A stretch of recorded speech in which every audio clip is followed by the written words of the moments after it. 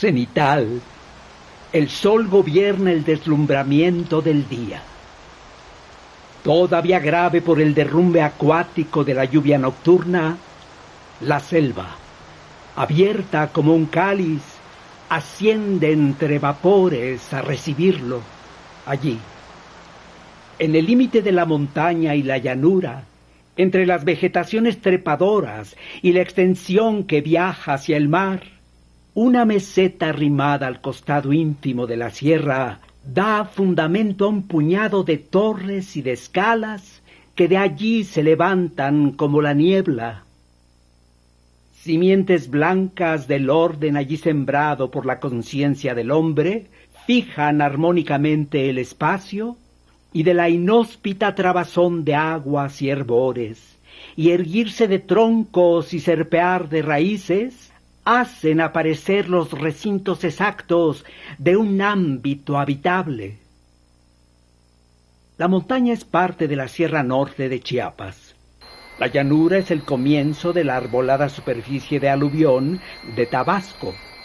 Las edificaciones humanas son la ciudad de Palenque, que debe haber tenido su auge en los siglos VI al IX de nuestra era.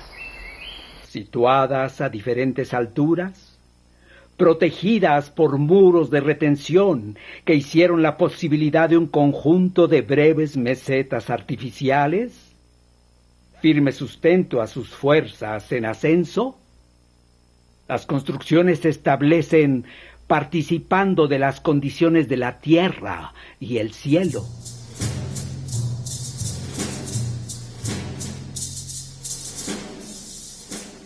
De los humanos, hasta donde recuerdo, el indio maya fue el único que aplicó su pensamiento a indagar y establecer el punto mismo donde el tiempo tuvo principio.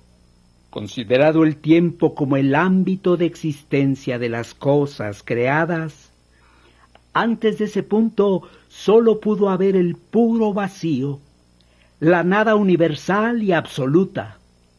El pensamiento del maya se enfrentó entonces al problema de inventar un signo mediante el cual ese vacío, esa nada, encontrara justa expresión.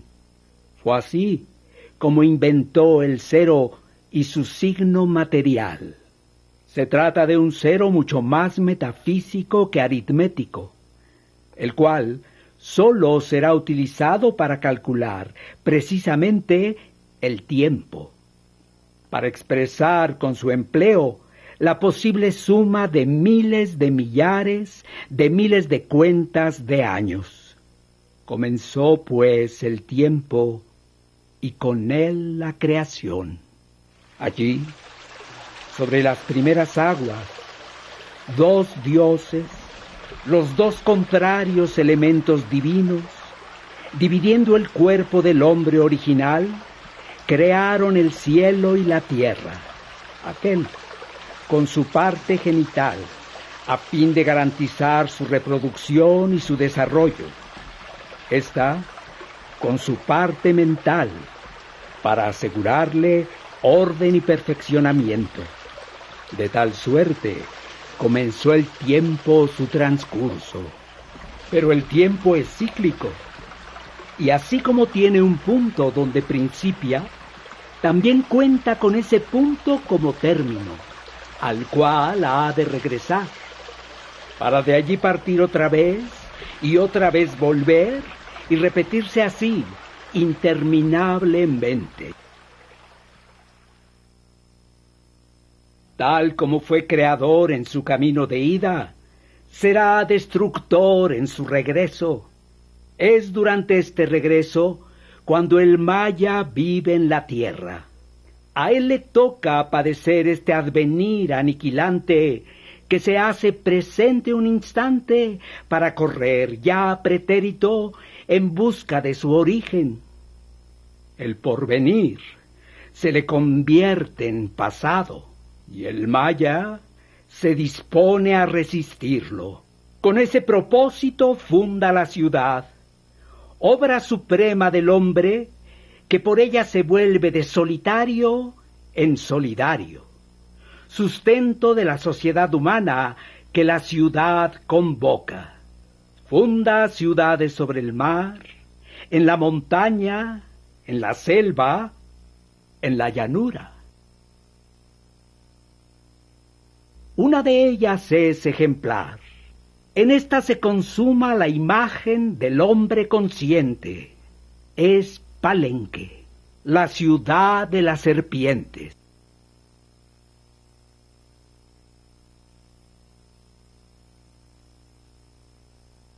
Un nuevo recurso viene a integrarse a la ciudad como fundación que resiste la continua agresión del tiempo. Así, en ella se encuentra una doble manera de escritura.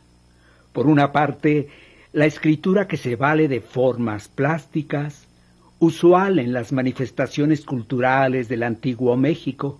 Por otra, una suerte de escritura jeroglífica, cuya lectura comienzan a hacer posible nuevas y sapientes investigaciones. A esta última se hace aquí referencia. Los mayas expresaron con ella, relacionados a datos temporales, a fechas, nombres de personas, lugares, linajes, acontecimientos tales como nacimientos y muertes, fines y comienzos de gobiernos, guerras perdidas o ganadas. Escribieron así su historia. De esa manera trataron de resistir el incontenible torrente que hace pasado del futuro, fijando para éste datos de un presente duradero e inconsumible. Porque las fechas así consignadas pueden lo mismo señalar acontecimientos contemporáneos del historiador que otros seguramente símiles ocurridos en otra aparición del mismo presente, ya portentosamente lejana, porque con la intención de resistirlo, la historia se volvió encíclica, como el tiempo. Ambas maneras de escritura aparecen a menudo en el mismo sitio. En ocasiones refieren iguales sucesos, en otras narran hechos por completo distintos.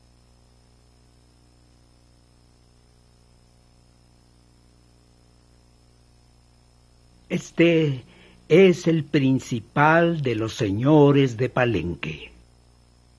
Su nombre fue Pacal, quiere decir escudo solar. Él dispuso la edificación de un templo cuya finalidad fuera dar testimonio de su existencia en los pretéritos ciclos del tiempo y asegurarla para los ciclos futuros. Así se señalaría la eternidad presente de su vida. El templo constaría de una base piramidal compuesta por cuerpos escalonados y el templo propiamente dicho, rematado en lo alto por una crestería. Dispuso que en lo ínfimo del sustento piramidal que figura los 9 sótanos que se suceden descendiendo en la región de abajo, se hiciera como simiente y raíz de ese templo una cámara. Está cubierta por un alto techo abovedado de losas pulidas y ajustadas, apuntalado por traves de piedra. Las paredes se ilustran con representaciones relevadas en estuco, 9 figuras humanas en lujosos atavíos. Se dice que son los 9 señores de la noche, pero en verdad nada tienen de nocturnos estos personajes. En efecto, todos aparecen protegidos por la imagen del sol, el astro que destruye la noche. Cada uno lleva ante sí un escudo solar. Escudo solar es el nombre del gran señor. Así pues, cada uno va diciendo quién es él, declarando su nombre. Puede concluirse naturalmente que se trata de las imágenes de los 9 pacales que habrán de existir en los siguientes 9 ciclos del tiempo. Todos usan tocados con volantes figuras de aves. De este modo, la cámara, destinada a la sombra absoluta, tendría en sí la claridad y la facultad del ascenso. El suelo del templo, propiamente dicho, se compone de grandes losas cuidadosamente acopladas. Una de estas tiene 2 hileras de agujeros con tapones de piedra. Bajo esta losa encuentra al principio una escalera que, en 2 tramos, baja hasta el fondo del templo, más allá de la meseta donde se levanta la pirámide escalonada que lo funda. La escalera consta de 68 peldaños. El primer tramo corre hacia el oriente, termina en un descansillo.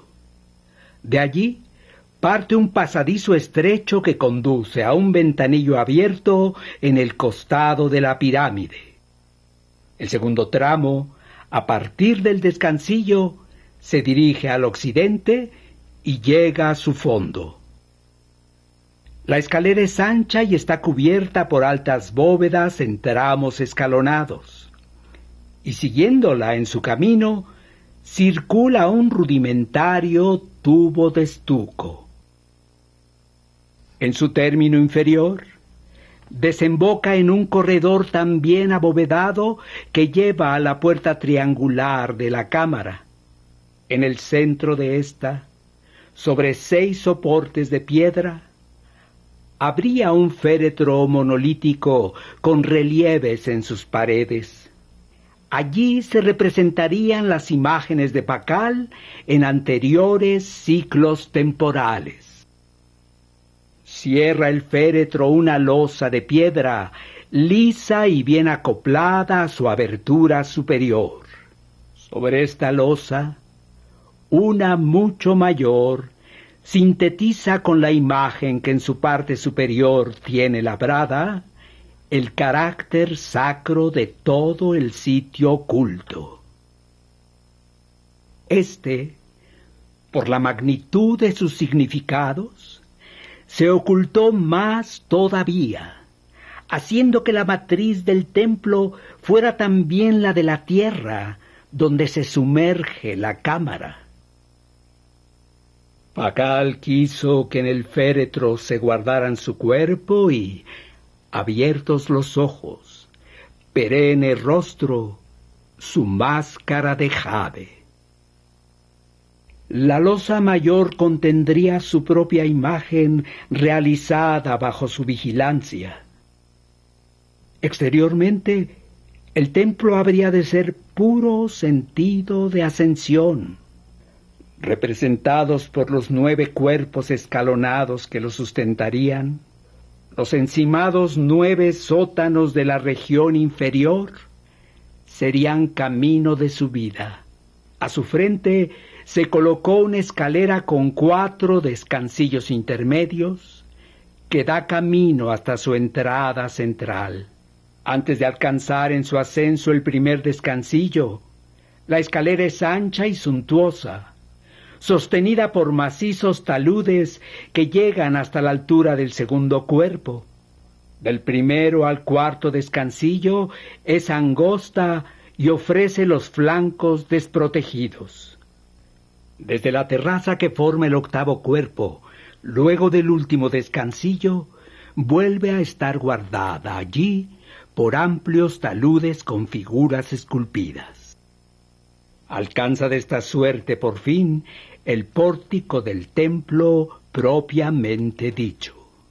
Este habría de levantarse y se proyectaría a los cielos con el impulso de sus cresterías, diáfanas y móviles como el follaje de la ceiba sagrada. El templo propiamente dicho es el mayor de la ciudad. Su estancia exterior es accesible por 5 puertas divididas por 4 pilastras decoradas todas con imágenes modeladas en estuco. La interior está, como en otros templos, dividida en 3 partes. En la central, el santuario, se escribieron los nombres correspondientes a Pakal en sus existencias precedentes. Designan quizás a los personajes mismos representados en las paredes del féretro. Vuélvase a considerar la losa esculpida. Aquí, en esa losa, el sitio ínfimo que en el templo ocupa la cámara eternizadora, lo ilustra central el rostro de Chak, un rostro humano con el cual se unen las 2 serpientes divinas, representación simbólica de la energía suprema que crea el universo. A ambos lados de ese rostro, representadas aparte de él, apoyadas sus mandíbulas inferiores sobre una barba común, las 2 serpientes hacen ascender las mandíbulas superiores desde el mundo de abajo hasta abrazar el piso del santuario, figurado por triple signo vital y el santuario mismo, que es el hombre en ascenso hacia la posesión de la cabal conciencia. Allí está él, habiéndola alcanzado. Miran sus ojos abiertos. Sus labios se separan como para inventar una palabra. Tras su cuerpo en reposo, del lugar de su vientre, crece un árbol. Sobre su tronco vertical se tiende horizontal un cuerpo serpentino con 2 cabezas. Es el techo del templo propiamente dicho. Encima de él, la movilidad de las cresterías es suplida por la de 3 serpientes celestes. Sobre las fauces de la de en medio aparece el ave de la culminación. Celestial, la serpiente ha cobrado en su ascensión las condiciones aéreas de las aves. Si se compara el exterior del templo con la imagen del Gran Señor esculpida en la losa mayor, será imposible negar su semejanza, su igualdad en distribución y sentido. Soberbio en su magnitud y en sus proporciones, todavía hoy se mira levantarse el templo contra el fondo ardiente de la montaña arbolada.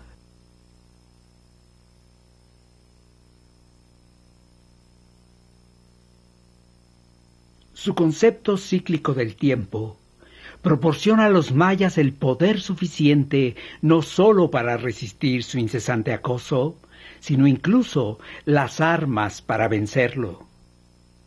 En efecto, en el innumerable proceso cíclico del tiempo, las fuerzas destructivas que parecen precipitarlo todo para siempre en el aniquilamiento del pasado, en realidad no existen, dado que el tiempo, al volver a su punto de partida e iniciar de nuevo su camino creador, les está garantizando la seguridad de un futuro también innumerable, en donde volverán a ser lo que hoy son antes de regresar de nuevo a su desaparición aparente.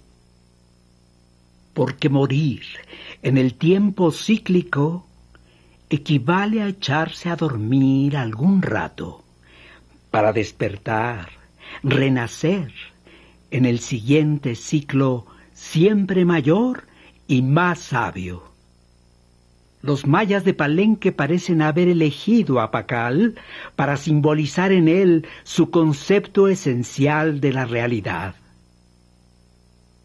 En la nada absoluta, que ellos simbolizan con su cero metafísico, nace el tiempo que crea y que destruye para volver a crear y volver a destruir incontable número de veces, engendrándole al hombre una suerte de eterno retorno. Pakal ordena que se figure su imagen que asciende desde el sueño de la muerte efímera hacia la vivaz eternidad. Usando el conocimiento de lo que el tiempo es en esencia, ordena que en las paredes del recipiente de su cuerpo transitoriamente muerto se esculpan las imágenes de sus antepasados, que son, en último término, él mismo durante su existencia en ciclos temporales ya transcurridos. Esta concepción explica por qué el santuario del Templo de las Inscripciones no contiene imagen alguna.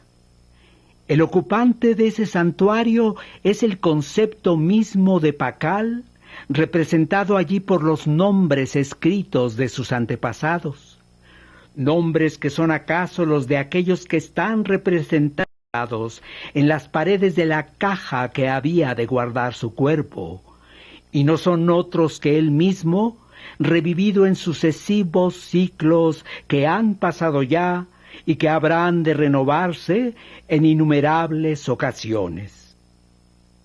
Pero el Pakal de hoy no es solamente el último eslabón en la cadena de sus existencias anteriores, es también el primero en la de aquellos que habrán de sucederlo. A este Pakal futuro, el Pakal presente le transmitirá todo cuanto él es en fuerza y sabiduría. Ese Pakal, ya se dijo, está representado en las 9 figuras de las paredes de la cámara y aparece en los tableros de los 3 templos que acompañan al de las inscripciones.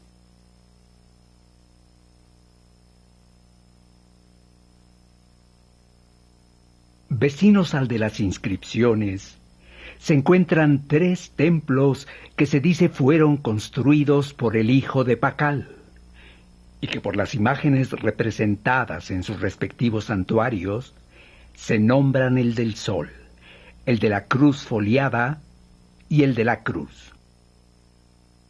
Como todas las imágenes figuradas por los mayas, éstas admiten a lo menos 2 lecturas. La inmediata sería: Pakal, muerto ya, transmite a su hijo los signos del poder.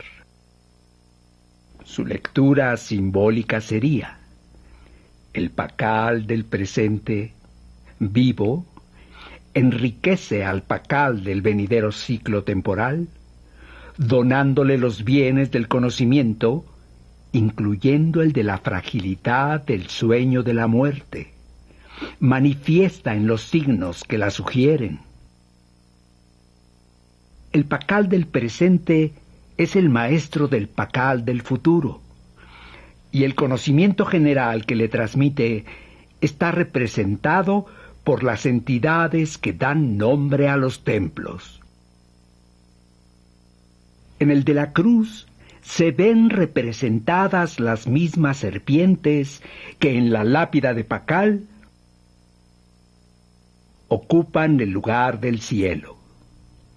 En el de la cruz foliada, una ingente planta de maíz, en cuyas axilas se advierten cabezas humanas.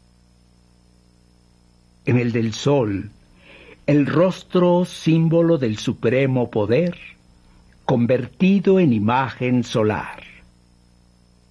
Recuérdese la idea cosmogónica común a los antiguos mexicanos, los mayas entre ellos. 2 dioses transmutados en serpientes, uniéndose al primer ser humano, crean con su cuerpo el universo. Con la parte inferior hacen el cielo, con la otra la tierra. Así, en el cielo quedó la porción genital, el principio masculino que encuentra límite y forma en la matriz femenina, originando la infinita sucesión de la vida y la muerte, En la tierra, la parte pensante, para ordenar y perfeccionar lo creado. Eso es lo que representan los signos de los cuales los templos toman su nombre. Esas son las lecciones que Pakal debe darse a sí mismo para el porvenir. 3 templos, pues, de diferentes dimensiones y construidos con diversa orientación, pero obedientes al mismo sentido y a las mismas normas armónicas, destacan sobre una plataforma dispuesta como plaza al sureste de la ciudad. 3 templos que rivalizan en luminosidad y en impulso de ascensión. Son los llamados del Sol, de la Cruz Foliada y de la Cruz. Aparte de sus diferencias, los 3, puestos sobre un zócalo, tienen por pedestal una pirámide formada por cuerpos escalonados, que en la parte frontal hacen campo a la subida de una escalera central, protegida por taludes laterales. Todos dan entrada a su interior por un triple pórtico que abre sus espacios entre los muros laterales y 2 pilastras simétricamente acomodadas entre ellos. Están cubiertos por techumbres análogas. Presentan frisos semejantes. Sostienen en lo alto similares cresterías. En su interior, presentan los 3 la típica distribución en 2 secciones paralelas, sin divisiones la que queda cerca del exterior, y que constituye como una amplia cámara. Dividida la interior en 3 partes independientes entre sí, y con entradas también independientes, en 2 celdas laterales y una cámara central donde se guarda el secreto de un santuario abovedado. El del Sol se sitúa al occidente de la plaza y queda enfrentado casi por completo al segundo. Próximo a este, a su derecha, y con el pórtico orientado hacia el suroeste, de modo que forma casi ángulo recto con el suyo, se coloca el tercero. De los 3 templos, el del Sol se conserva en condiciones mejores. Tiene todavía restos de inscripciones jeroglíficas y figuras de estuco trabajadas en relieve sobre la superficie de sus pilastras. Sus frisos y su crestería guardan también vestigios de análogos mensajes. En su interior, losas realzadas con esculturas guarnecen los lados de la entrada del santuario. Enfrentado al anterior, el de la cruz foliada se recarga en el cerro. Derrumbado el frente de la pirámide que lo sostenía, destruida la escalera central que le daba acceso, se desplomaron la fachada y la parte anterior de la bóveda y se vino abajo la crestería. Es como el fantasma de un templo, animado desde su interior por la almendra de un corazón viviente.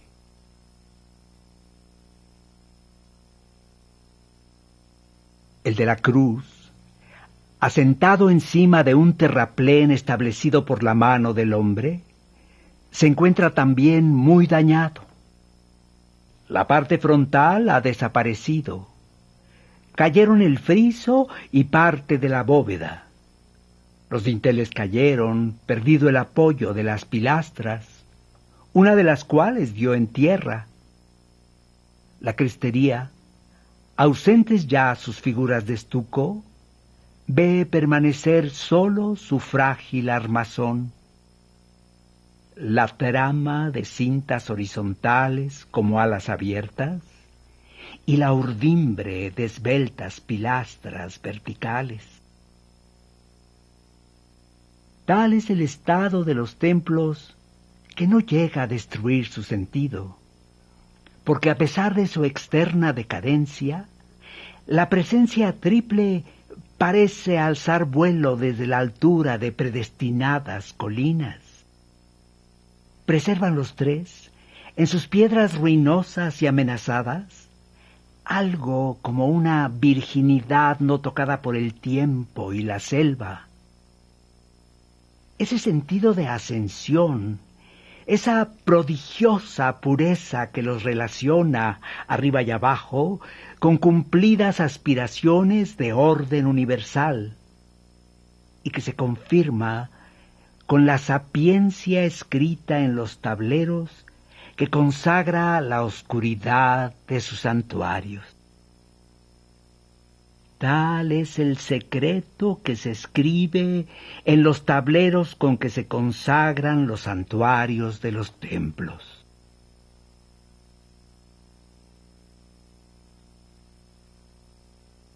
Pakal, cuyo ascenso a superiores niveles de humanidad se describe en la lápida del templo de las inscripciones, aparece aquí mayor, enriquecido por esa experiencia.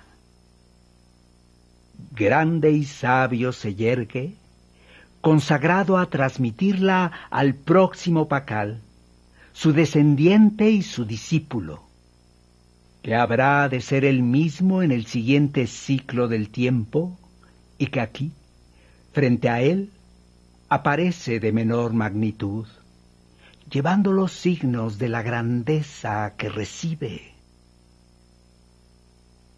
Central entre ambas figuras, se establece una magna forma circular. En ella se revela el rostro de Chak, del sumo poder creador integrado por la unión del hombre y dos dioses transmutados en serpientes. Pero aquí el concepto se aclara y se explica, porque ese rostro adquiere dimensiones comprensibles al tomar características que lo definen como el primer Dios, el sol, luz y lumbre que ilumina y calienta, fomentando la vida de cuanto existe vivo sobre la tierra.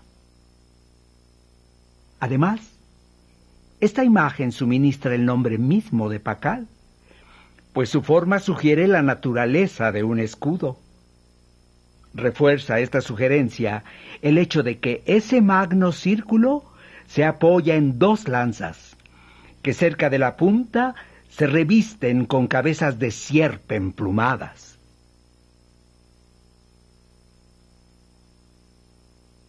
Lanza y escudo se sostienen en una superficie que, a su vez, se asienta sobre dos sedentes entidades humanas.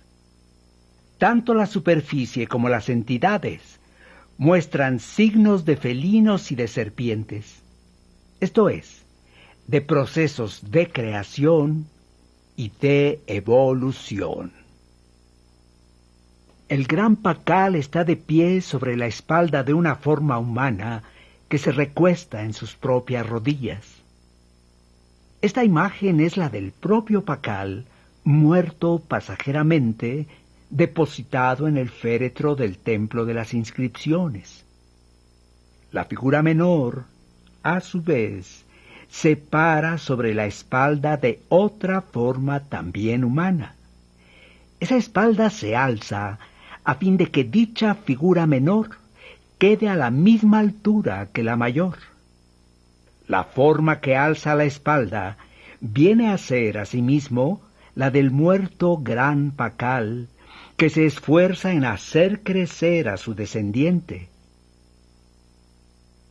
Además de llevar en el cuerpo los frágiles signos de la muerte, nudos y bandas de tela, éste sostiene en su mano la breve imagen de una misteriosa entidad, semejante a otra que el gran Pakal lleva en la suya y que le ha transmitido ya. La entidad lo crea en definitiva al otorgarle nombre. Lleva al frente de sí un escudo, el cual escudo ciertamente ha de suponerse solar. Es el primer conocimiento transmitido, la integración del poder creador.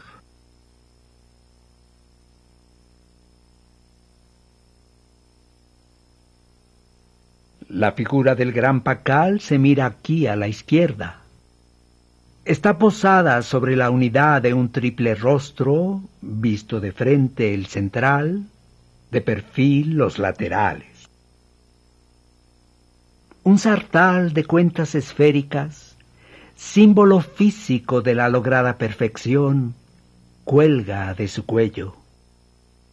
Usa breve faldellín sobre el cual penden, atrás y adelante, sólidas bandas que sostienen imágenes de rostros humanizados. Se ata el cabello de modo que, vertical sobre su cabeza, puede generar, culminante, un florecimiento de lirios. En la palma de la mano sustenta la figura de lo que, de algún modo, es su ser superior, transmisible a sus existencias futuras. Frente a él, en el lado opuesto del tablero, está de menor tamaño la imagen de sí mismo, constituyendo la de su descendiente y su discípulo. Esta se encuentra de pie sobre un caracol, cuyos poderes engendradores se muestran mediante el surgimiento de formas vegetales. La imagen lleva sobre el torso los nudos y las bandas de tela que señalan que se le ha transmitido la conciencia de la transitoriedad de la muerte. También en lo extremo de sus cabellos cría florecimientos acuáticos. Tiene en la mano, consagrado por un rostro, el instrumento del autosacrificio. Una ingente planta de maíz situada entre las dos figuras humanas define el ámbito donde se hallan y el asunto de la segunda lección de la sabiduría transmitida por el gran Pakal. La creación terrestre. El maíz, materia de la carne del hombre, sustentamiento universal, es símbolo de esa creación. La planta tiene por raíz, inscrita en un rectángulo, la representación del supremo poder a punto de ejercerse. Allí está el ser humano figurado por su rostro, y en su labio superior, los dioses creadores transmutados en serpientes, que con él se han unido. La misma figuración, ahora circular, está en la cima de la planta, en el sitio en que se guardan los gérmenes de la fecundación. La planta extiende desde su tronco dos solitarias, inmensas hojas. Las axilas, el lugar de los elotes, las ocupan dos rostros humanos. Al crear el universo con el cuerpo humano, los dioses usaron para hacer la tierra su porción superior, que incluye la cabeza. La cabeza, sede de la razón. La razón, función necesaria a la consecución del orden y el perfeccionamiento de lo creado. La representación de cabezas de forma humana se multiplica así en este tablero. Tales cabezas están en la base y la culminación de la planta, en la veste del gran Pakal, en la herramienta divinizadora de la sangre, se encuentran por fin ordenando su certeza futura en el sitio exacto de las futuras mazorcas. Domina el conjunto del tablero el ave culminante en la cual la serpiente conquista su liberación celestial.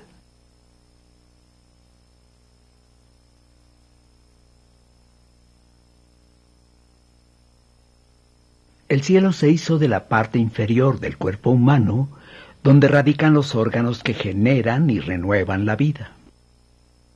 Sobre una banda de cielo se yergue ahora la imagen del gran pacal.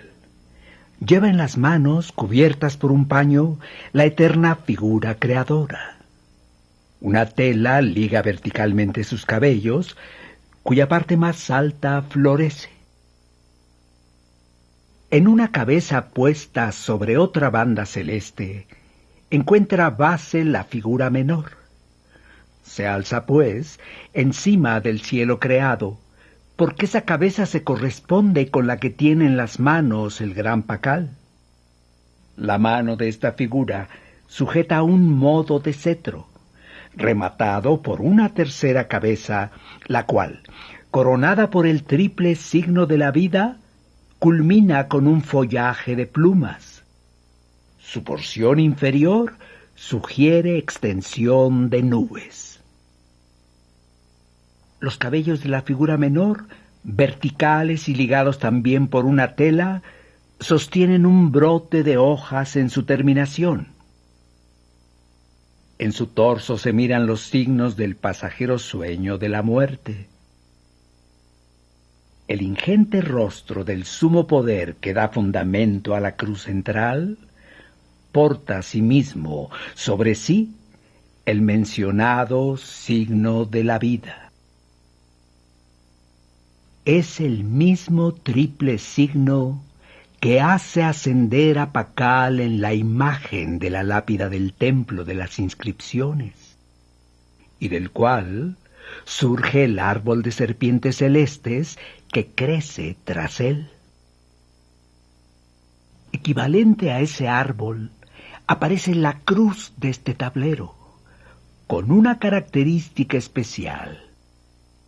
Las cabezas de la sierpe bicípite que forma los brazos de la cruz nacen como de un órgano generador, de un horizontal signo complejo que, vertical, define el extremo superior de ésta.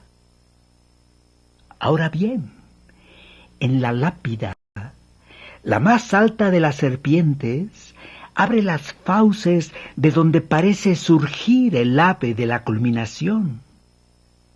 En el tablero de la cruz, el signo últimamente dicho ha hecho que la cabeza de la sierpe con que el mástil de la cruz culminaría se haya desprendido de su cuerpo a fin de componer parte definitivamente de la naturaleza misma de la tal ave suprema.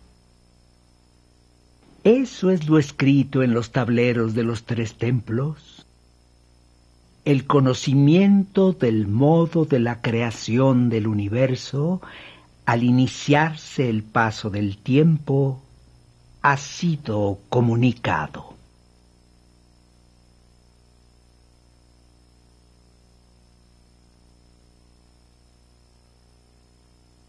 Sobre la más alta de una serie de plataformas escalonadas, análoga a la que presta sustentamiento a los templos, se levanta una serie de edificios, los más extensos de los cuales, dotados de crestadas techumbres sostenidas por largas hileras de pilastras, forman, al situarse uno paralelo a 3 de los bordes de la sobredicha plataforma, y al cerrar otro con una galería el espacio que el primero deja abierto, forman, pues, un recinto dentro del cual, a distintos niveles, se fueron ordenando los demás, con lo cual dieron origen a un conjunto misterioso y múltiple de cámaras aéreas o subterráneas, de escaleras y pasadizos, de crujías y patios, donde la variedad en alturas, tamaños, orientaciones, crea una clara unidad profundamente significativa. El conjunto se yergue sobre una base trapezoidal. Anchas escaleras bordeadas de taludes planos permiten subir a alcanzarlo. En el interior del recinto, dispuestas en relación con 4 patios, se asientan varias construcciones menores con cubiertas y pórticos y cresterías. En uno de los patios, próxima al ángulo sudoccidental, se impulsa hacia lo alto una torre cuadrada, que sostiene con poderosas pilastras angulares el ascenso de sus cuerpos. Colmado de secretos no revelados, este conjunto se ofrece pleno de sorpresas y pasmo. Los más delicados juegos de espacios y volúmenes, de desembocaduras de corrientes sombrías en las aguas del día milagroso, de signos a la vez iluminantes y oscuros, hacen evidente la presencia de un espíritu sapiente y sereno, conocedor de los más altos secretos de la vida. Por sus dimensiones, por su disposición dentro del agrupamiento de la ciudad, por la antigüedad que puede suponerse a sus elementos primarios, por la complejidad de sus formas plenas o vacías, por la altura lograda en los miradores últimos de su torre, por la profundidad habitable de sus cámaras inferiores, no resulta fuera de lugar concebirlo como el centro donde sus constructores condensaban lo más principal de la vida de su colectividad.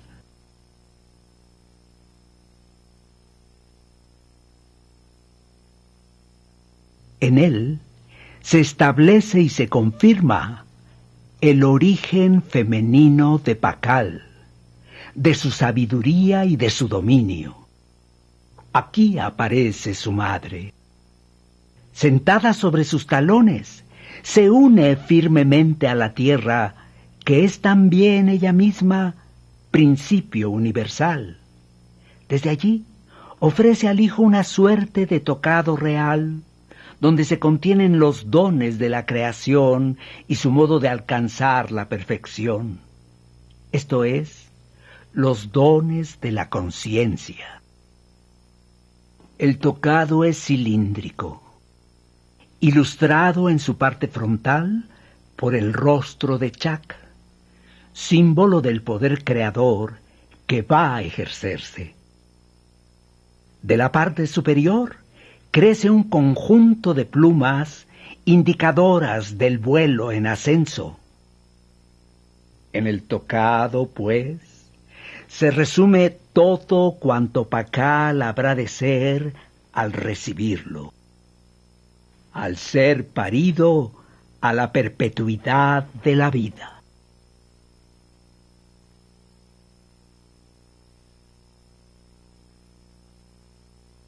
Próximo al palacio, el juego de pelota propone el misterio cósmico de sus exactas proporciones, ilustradas aquí por otra presencia. Es la imagen de la luna que aparece en su plenitud y en ascenso, como lo demuestran la circularidad de su rostro y las plumas que tras él se dirigen a lo alto. Sobre su cuerpo se afirma la regularidad de un cuadrángulo que viene a ser como la proyección vertical de la simetría del juego de pelota mismo.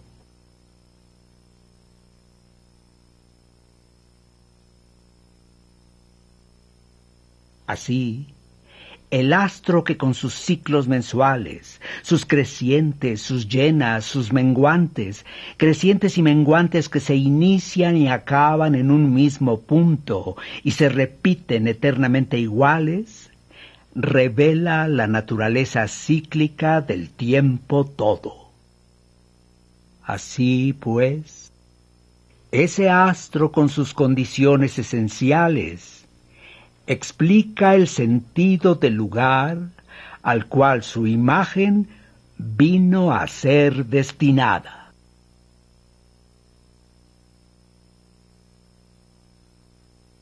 Pero el centro fulgurante de la ciudad, con los 4 templos, el palacio, el juego de pelota, no surgió de pronto como de suyo. Siglos atrás, en una breve matriz territorial de apenas un par de kilómetros cuadrados, un reducido grupo de seres humanos que no alcanzaron a ser 7,000, entre adultos, niños, adolescentes, viejos, apoyado por la opulencia de la naturaleza, concibió la necesidad de fundar la ciudad. La misma condición de lo reducido de su número y la magnitud de su ambición lleva a pensar que, para consumar esta, los humanos no trabajaron por mandato de superiores jerarquías sociales, sino movidos todos por el gozo compartido de un propósito común. Al igual que el centro solar de Palenque, Pacal no surgió espontáneamente. Su cuerpo se gestó en el vientre de una mujer, quien lo puso al parirlo en los sucesivos ciclos innumerables del tiempo. Ella, al donarle el nacimiento y la muerte, lo hizo dueño de la sapiencia que habría de guardar y transmitirse para sus futuras existencias. ¿Acaso esta mujer sea la llamada Reina Roja? Y suyo el rostro de jade que la recuerda. Un dato fundamental. El templo de la Reina Roja está adosado al de las inscripciones. Todo así surgió originalmente de la madre, de la universalidad del principio femenino.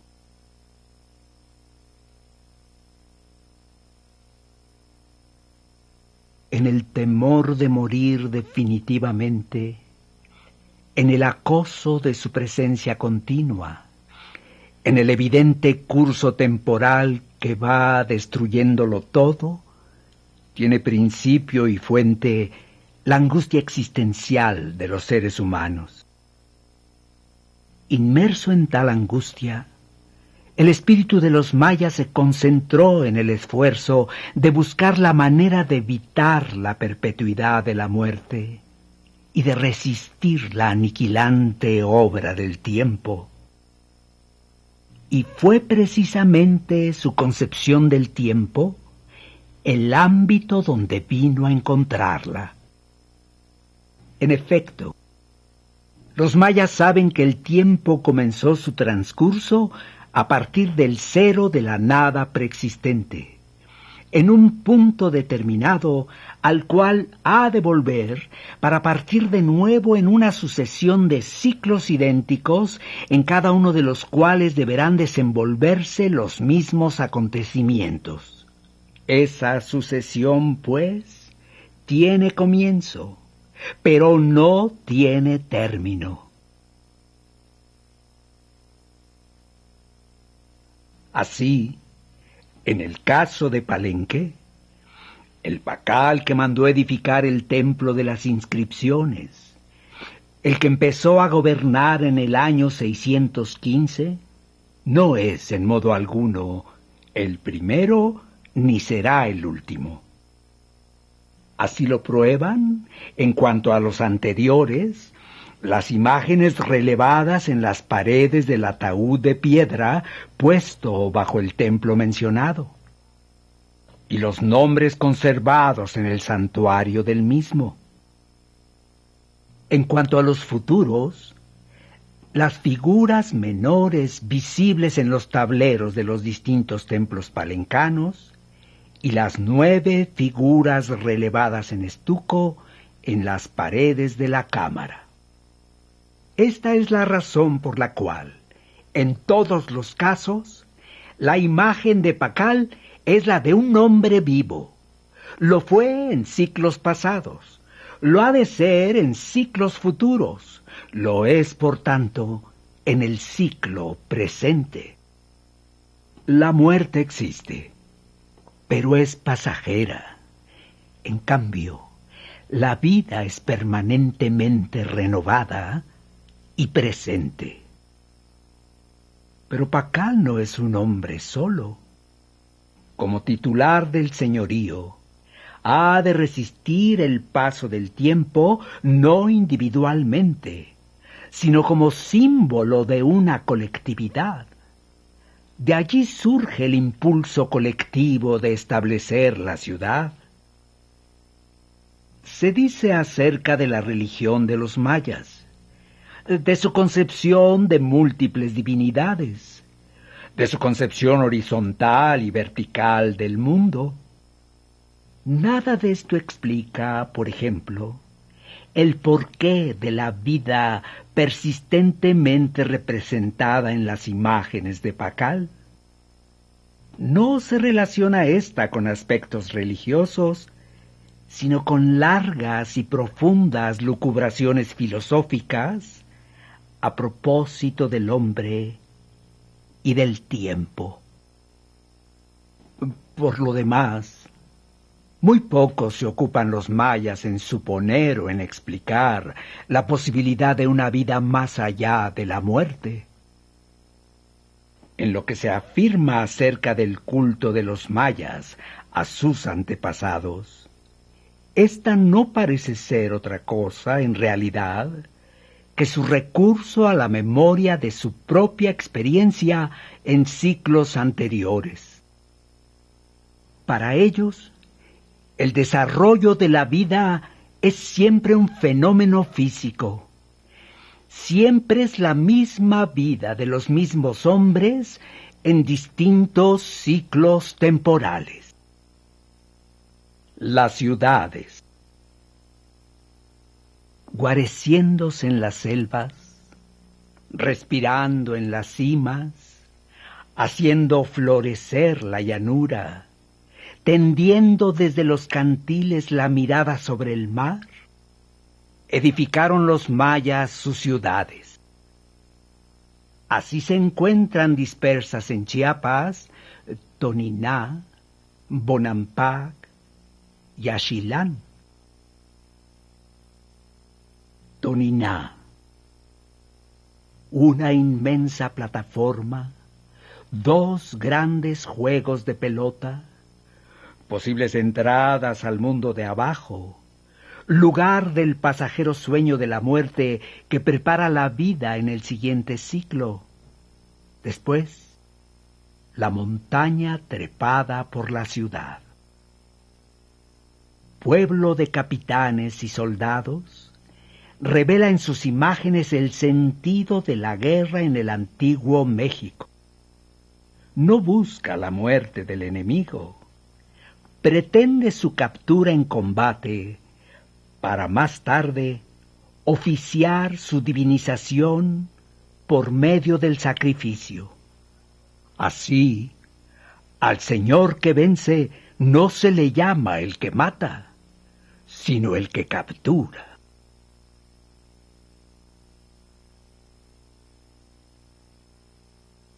Y aquí está la ciudad, signo del cambio incesante. Edificios alzados encima de cimientos de edificios demolidos, catástrofes, destrucciones rituales, espesos muros que disminuyen la dimensión de las estancias, muros delgados que parecen agrandarla, cada vez más arriba, templos, palacios, terrazas.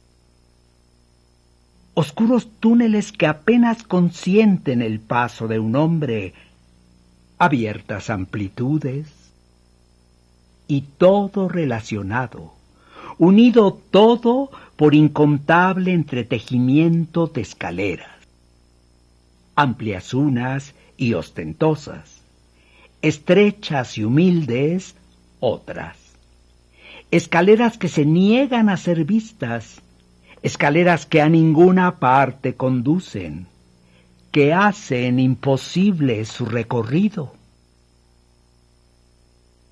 Y mirada en su conjunto, la ciudad semeja entera una portentosa criatura viva, una bestia infinitamente poderosa que trepa por sí misma hasta construirse en su cima un órgano capaz de mirar muy lejos hacia los 4 rumbos del mundo. Bonampak. En el flanco septentrional del valle de la Canjá se encuentran los restos de la ciudad ahora llamada Bonampak. Es un conjunto de edificios al estilo Usumacinta, sin importancia mayor en su apariencia, el más significativo de los cuales se designa como Templo de las Pinturas. El templo levanta su única planta sobre una plataforma de poca altura, situada en una colina artificialmente modificada, extremadamente modesto en su exterior, donde la fachada muestra apenas restos de esculturas en estuco, guarda en sus 3 estancias interiores el documento esencial para el conocimiento de la vida ceremonial de los mayas.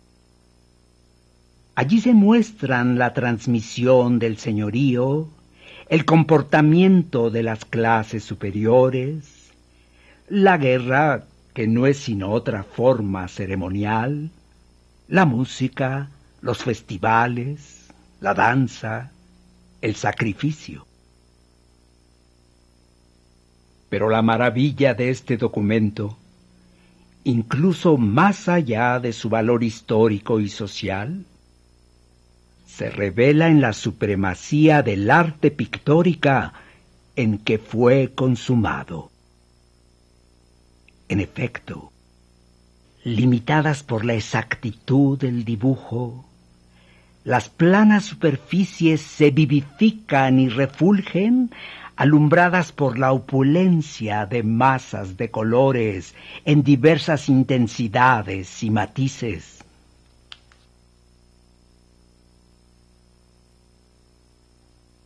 El rojo, el amarillo, el azul, el verde se alían o se contraponen en infinidad de variantes, descubriendo la plenitud de sus poderes de iluminación, resaltantes por la presencia perspicaz del blanco y el negro. Graves realidades místicas aparecen. El hombre que surge del bostezo de ingentes fauces ofidia, entre serpientes, el rostro símbolo del poder supremo, la cósmica flor con su centro y sus 4 pétalos, grupos de escritura glífica, bandas celestiales, y entre ellas, reales apariciones de una muchedumbre humana. Conocido el valor plástico de su figura, el ser humano se muestra en multiplicación de posiciones, brazos, piernas, cabezas. Desnudo o vestido con ostentación, enriquecidos por la profusión de joyas en las orejas, el pecho, las piernas, los brazos, con el cabello visible o velado por tocados que llegan a ser inmensos, merced al supremo desplegar de plumajes, simples vestiduras de tela, complejos mantos de pieles de felinos, sencillez y riqueza de sandalias, y todas estas aparentes contradicciones, conciliadas en la armonía de sus formas y sus colores, componiendo una unidad entera y deslumbrante, reveladora de inexploradas cumbres espirituales. Y el total, ejecutado con perfección tanta, que casi íntegro ha soportado el paso de los siglos y la vacilante intervención de los arqueólogos. Yaxchilán. Una vez dejado el río, para llegar a la ciudad es preciso recorrer un pasadizo subterráneo. El recorrido se cumple entre la opresión de crueles tinieblas que, al promover el miedo, hacen despertar la conciencia de la debilidad humana. Pero la tortura del recorrido viene a equivaler al trabajo de un proceso de iniciación, solo preludio a la gozosa iluminación del iniciado. En efecto, al arribar a la súbita restauración de la luz, los ojos de éste, no habituados todavía, distinguen apenas la masa prismática de un edificio que le sugiere la traza de una fortaleza. Un punto más tarde adviene el prodigio. Aquí, entre el escándalo sensorial de la selva creciente, se abre una sucesión de colinas, de mesetas sobre las cuales echan raíces construcciones que, no se sabe cómo, obligan a mirar al cielo. Templos, palacios, descensos y subidas de escaleras, plazas, pórticos para ser cruzados.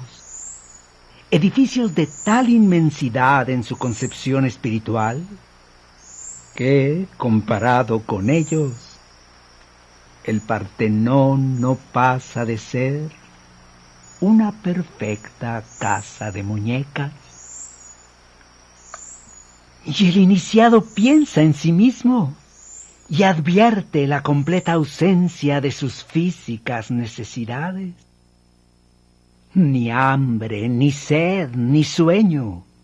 Desapareció la fatiga. A plenos poderes, todo él es comunión con lo no superable, liberación de los daños del tiempo, felicidad suprema. Grandes y numerosas, pues, fueron las ciudades mayas. Empero entre ellas, la de mayor significación es, sin duda, Palenque.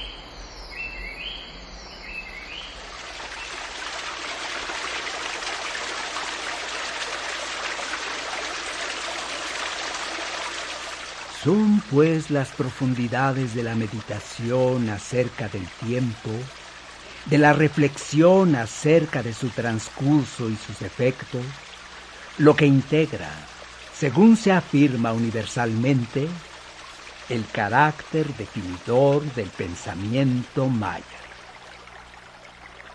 Los resultados de tal meditación se expresaron de continuo mediante la escritura plástica y jeroglífica de este pueblo.